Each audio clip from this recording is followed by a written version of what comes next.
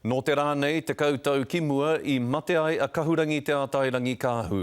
I whakamaharatia tōna huru mututanga I runga I te pā o wāhi I te ata nei. Heoi, ko te whakamaharatanga atu ki āia te tohu o te tīmatanga o ngā mahi whakanui I te ngā hurutau o Kingi Tūheitia ki te ahureo tapu o te kingitanga. Anei rā a te o Kiwa McLean.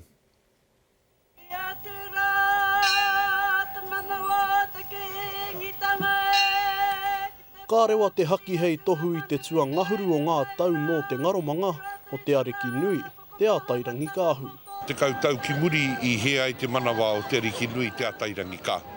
Me te mea nei I whānau mai I runga o wāhi, tupu mai I runga o wāhi, a koe ia tēnei ko te huritau I tū ki runga o wāhi, a koe ia tēnei ko te kaupapa I whakawhaiti mai ai te tini I tēnei haurau te ata. He rā wairua, he rā whakamaumaharatanga. Ngā ngahu ana te kite I whai wāhi nui atu a te ariki nui ki te tini ngero I te whakarauikatanga mai a te tangata ki runga I a wāhi pā.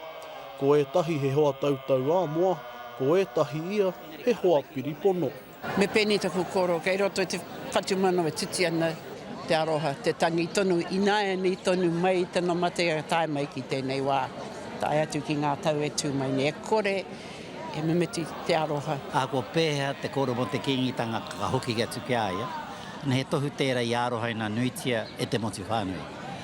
Nā rere ka tangi I tēnei rānei, pēnei tā te kuia e kōrero nei. Ko ia anō hoki te tautua ngahuru kua noho a Kingi Tūheitia ki runga I te torona o tōna whāia, me te aha I tāngia te kauai o te tamāhine a Tūheitia, hei whakanui, I tēnei e ke nganui.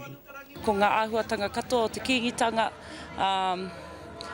o Waikato whānui tēnei ka kitea I runga I ngā kanohi o te tekau mā whā I tā mokotia I tērā wiki. He whakapapa o rātau ki runga o wāhi, no reira kaore kore, a ka puta mai, ki te whakahihi I te taonga tuku iho, o te Māori. Hei te ahiahi nei I te takiwā o te haurua mai I te rima karaka, ka taki nā no ngā takutaku hei whakamaumahara I te haora I naro ai a te ariki nui I te mata o te whenua, ki tūranga waiwai marae. Te ātairangi kāhu ki te rangi, ko Tūheitia ki te whenua.